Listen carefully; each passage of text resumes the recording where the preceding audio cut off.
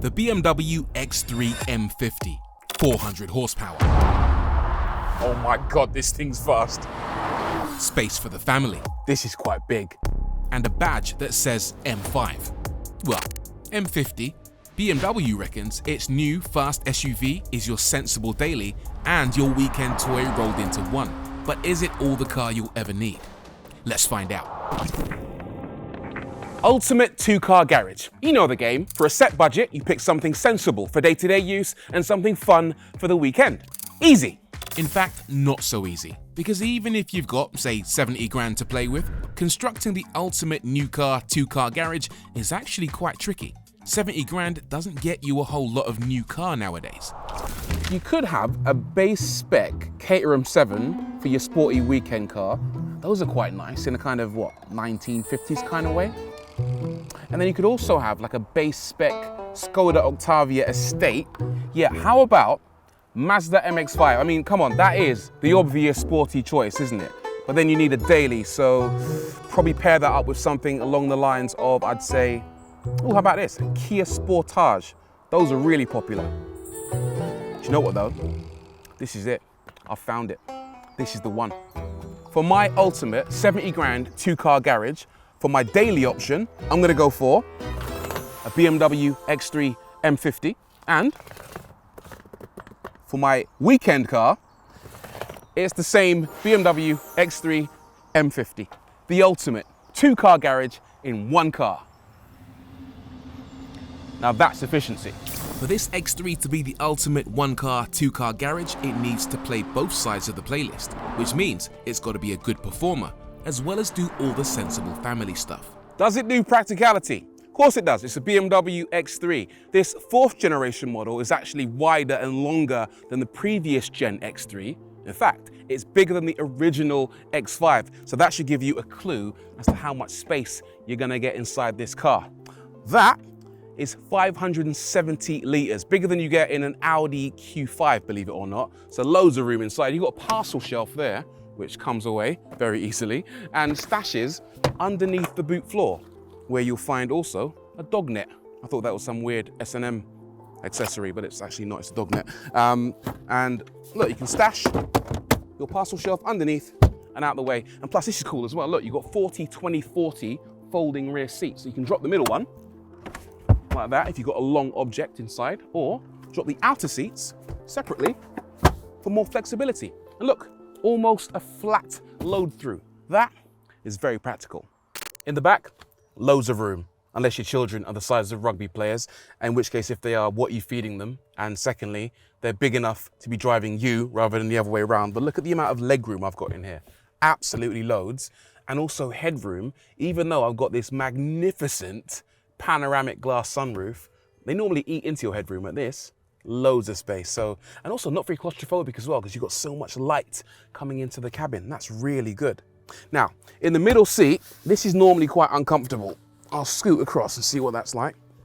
Yeah, it's not the best. And also you've got a transmission tunnel down there as well, which slightly gets in the way, so not ideal, but you do have your own rear climate controls and 2 USB ports, plus the outer seats are both heated. Downsides, these seats don't recline, and also they don't scoot back and forth, which some of this car's rivals do, so a bit of a missed opportunity there, but on the whole, yeah, very spacious.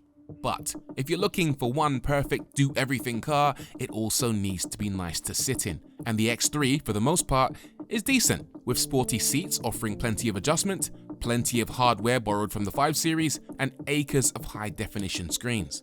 There are a couple of problems though. I'm not the biggest fan of the styling in the X3. I mean, don't get me wrong, there's some good stuff. This looks fairly good. It's also available in leather. This looks great, kind of a crystal effect, which controls your infotainment.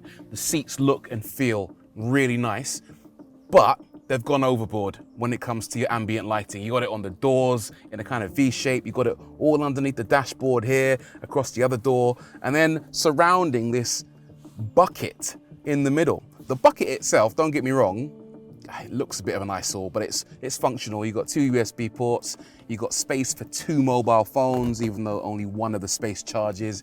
But why do they illuminate this bucket with ambient lighting? It just looks really weird. Less is more. Also, look at this. This is a little panel which gives you shortcut access to locking and unlocking the car and also loading up your presets for mummy and daddy's seat position. And then you can open and close the vents using that kind of sliding thing just there. But it's the quality of the thing which upsets me slightly, because just look at it. I mean, just listen as well. I've seen sturdier stuff fall out of a cereal packet, and it's got X3 written on it as well, which reminds you that this is a BMW product. And quite frankly, I don't know if that's good enough, not for 70 grand.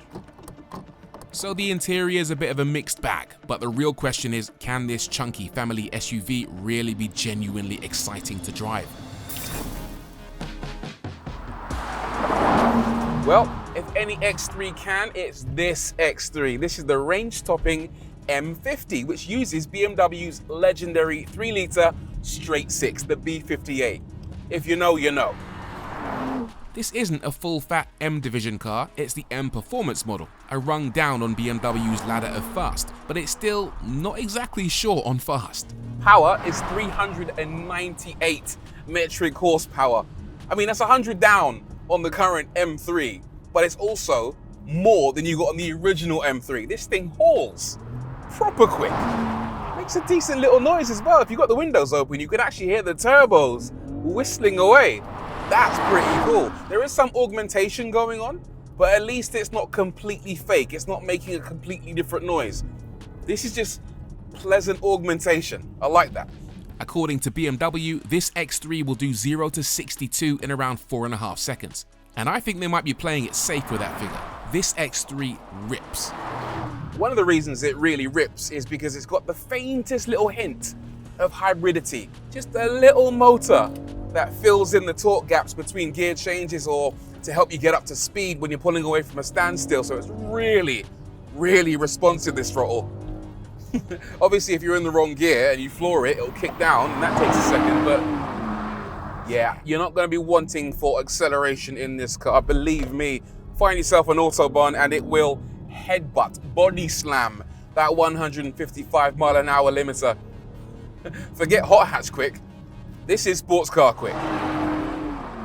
But this X3 isn't just a straight line hero. Compared to the old car, it gets a wider rear track, increased rigidity, and modified suspension kinematics, all in the name of sharpening the handling. Honestly, they've nailed it. It might be a 2-ton SUV, but it doesn't feel like a 2-ton SUV. It feels about 500 kilos lighter. I drove the previous X3 M, the really sporty one, about 4 years ago, and I found that car to be quite capable. But honestly, this feels like it's every bit as good. The X3 is crisper to drive than most of its SUV rivals, and none of its SUV rivals sound as good as this. Sure, there's a bit of artificial enhancement to the noise, but at least it's embellishing what's already there, not just making stuff up. BMW might have got a little bit of criticism over the last few years for their design choices, but trust me, that whole ultimate driving machine thing, it still applies. Give this car a good road, and it will give you a good time. And when you've stopped being a weekend warrior and slipped back into sensible school run mode, yep, the X3 can do that too. Slacken off the dampers, dial up one of the chilled out driving modes, and it's an X3. Refined, isolated, easygoing, all the sensible stuff. Again, the previous X3M, very capable car, had, 100 horsepower more than this, but the suspension was awful. It was rock hard, which made it not very nice to drive. This, on the other hand, if you hit a pothole in the road, it's not going to shake your kids' limbs off their bodies, which I think is quite important in a family car. Of course, a practical family car isn't very practical if every time your kids set eyes on it, they burst into tears and run away screaming. But the X3's design is, well, maybe not elegant, but at least a lot less offensive than some of BMW's other recent efforts. You can spot the M50 by its fancy wing mirrors, extra aero bits, and light-up grille surrounds, which thankfully you can choose not to light up. Those wheels might look modest, but they're actually the optional 21s. There is a lot of wheel arch gap going on, so maybe stay clear of the standard 20s unless you enjoy rocking that supermarket trolley aesthetic.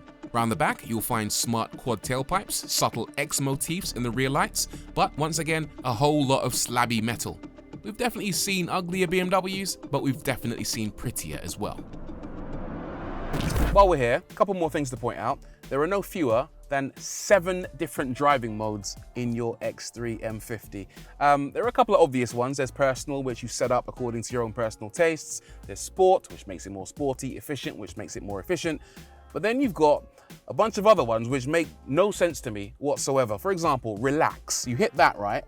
And as far as I'm aware, all relax does is increase the interior cabin temperature by a couple of degrees, and it closes the blind for the sunroof incredibly slowly. Are you done yet? Here we go. Go on, go on, go on, go on. And that's meant to be relaxed. I'm not sure about you, but that's not making me relaxed at all. The other mode which interests me is expressive. So you press expressive, and all that does is open the sunroof blind. That's unbelievable. And again, really, really slowly, but at least at the end of it, you're expressing yourself somehow. Okay, the other drive mode, which infuriates me, is digital art. You push that one, thank God, and all it does is it loads up this piece of digital art called Quantum Garden by an artist called Cao Fei. And look, it's just these kind of digital squiggles, and it comes with an audio guide. You press it, and the artist explains the art to you as you drive. Connection with BMW. Start with the creation of the 18 BMW art car. With the digital art mode, we have the chance to cooperate again and integrate my art into the software of the car. Listen, I'm sure the artist is very good, and I'm sure someone got paid very, very handsomely to incorporate this into the X3, but it just makes me want to punch the car. The other thing I want to show you is the entertainment. Okay, so in the entertainment, you got a choice of games, okay, including air console games, which are a collection of the worst games ever seen in all of humanity. They really are dreadful, honestly. Don't even play them. Your kids will hate them, and they'll end up hating you as well. And then the other thing is that it has a set of streaming videos courtesy of TiVo, which also are the worst movies and TV shows humanity has ever witnessed. It is dreadful. I love the fact that BMW's tried to provide some kind of entertainment, but it's real bottom of the barrel stuff. You must try harder. Odd missteps aside though, this new X3 is a leap in luxury over the old one. This is a proper premium SUV for the most part, with a proper premium price tag. The BMW X3 range kicks off at around £50,000. The top of the range M50 version will set you back around 65 grand. And the one I'm driving today, all optioned up to the eyeballs, is going to cost you £77,000. That's quite a lot of money, but when you think about it in terms of having one vehicle that does everything, combining a daily practical car with a weekend toy, then it starts to make a bit more sense. And just think about the advantage of combining your ultimate 2-car garage into one car. That frees up your actual garage for whatever you want. You could put a home gym in there, rowing machine, I don't know, treadmill, for example, dartboard, some kind of mini pub. However you want to spend your midlife crisis, it's got you covered. However, the X3 M50 isn't the only car out there with such a spread of abilities. Audi's S5 Avant, the Merc C43 Estate cover the practical and performance bases with panache. And then of course you've got the new electric wave, cars like the Hyundai Ioniq 5N. And if you can handle the lack of noise, or at least the lack of real noise, then that car will serve up way more power, arguably better handling, just as much practicality, and even lower running costs. You know what? It might also be more fun. What I'm saying is that the X3 is no doubt a brilliant 1-car, 2-car garage, but the ultimate 1-car, 2-car garage? I'm not so sure. Some things are brilliant, such as the way it drives. Other things are weird, like the pointless driving modes and the light-up bucket. And some things are potentially deal breakers, like the scratchy plastics. Ultimately, it's a car definitely worth considering, but ultimate in its class? The jury's still out on that one.